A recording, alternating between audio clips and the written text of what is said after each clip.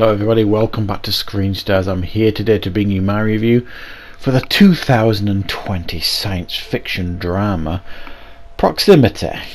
And this is a film that's co-written and directed by Eric de Musa, and it stars Ryan Masson, Heidi Kwan, Christian Prentice, Shaw Jones, Don Scribner, and Naomi Abadi.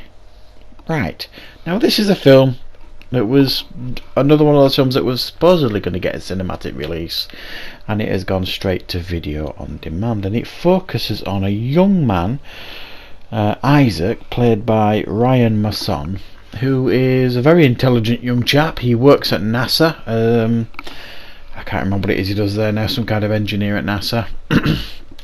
And he's suffering with personal anxieties, and he is advised by his therapist to video himself, do a video diary. So while he is out walking, he's doing his video diary, and he notices something strange in the distance. It would appear that it is of extraterrestrial technology. He has an encounter, is abducted. There are some days of confusion, but he manages to capture some of this footage on his camera. He releases this footage, that brings him some kind of immediate 15 minutes of fame. However, very quickly it is debunked and claimed to be fake by everybody far and wide.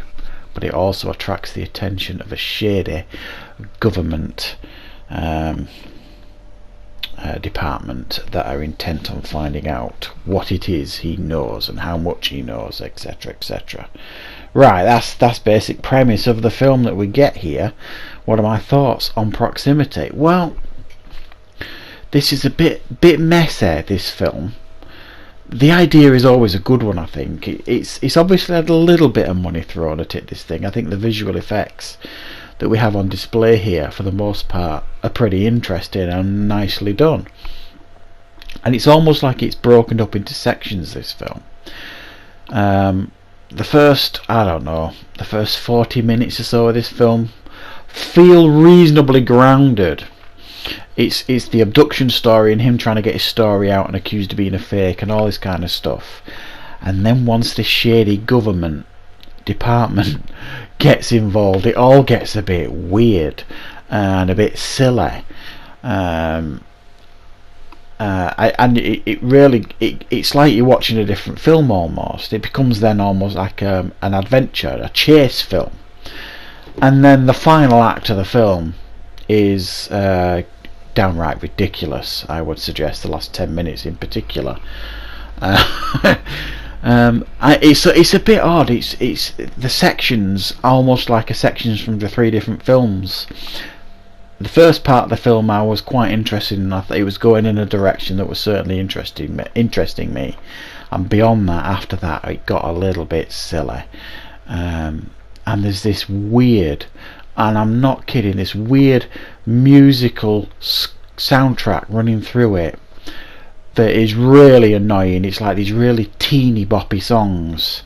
I'm guessing this film is supposed to be directed towards a teen audience. I suppose that makes sense, but they've like added all these weird teeny pop songs into it that don't fit the film, and are incredibly annoying. The actual musical score is quite synth heavy. It's pretty good, but these constant pop songs they keep playing throughout the film really got to me, and they were like really hurting my head. I really didn't like it, and I don't think it fit the film.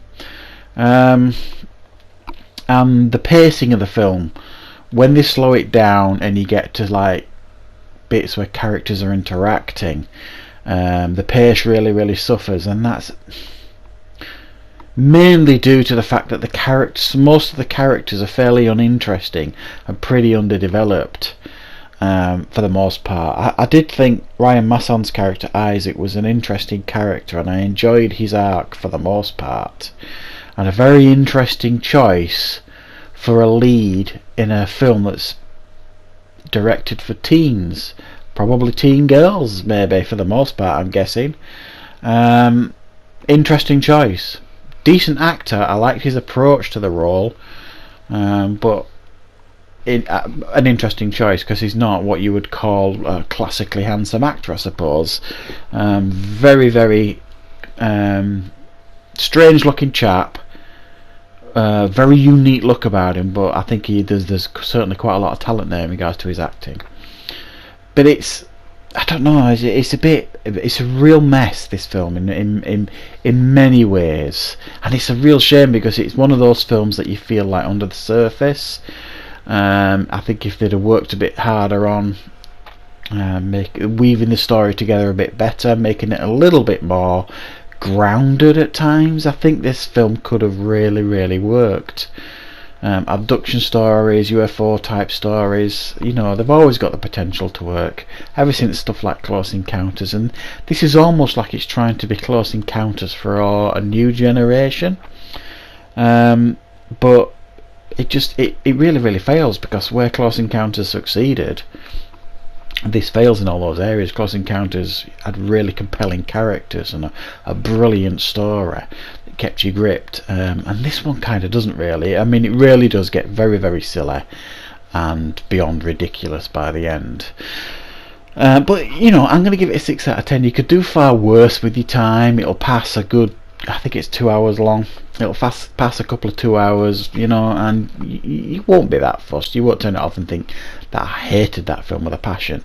It's certainly watchable, and it is probably best served on video on demand. I don't think it would have been completely overshadowed at the cinema. I don't think anybody would have seen it in the cinema. I am sure of that, for sure. So that is my review for Proximity.